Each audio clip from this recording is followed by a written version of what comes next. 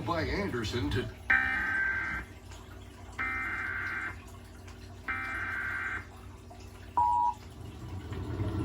Yeah, just like Mark Twain, the reports of my death have been highly exaggerated. Well, it might have been a different story if that ditch hadn't been so handy. Yeah, I'd like to find the guy that dug that ditch and give him...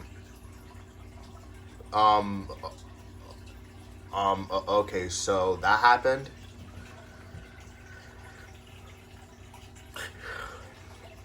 So,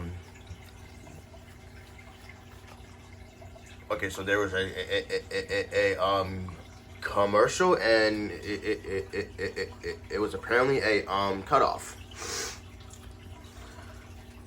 So, but this was still counted as the EAS because, you know, it does say Pennsylvania.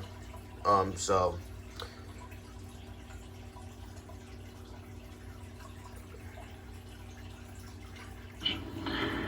And that's the reason I wanted to talk to you, Miss Bird.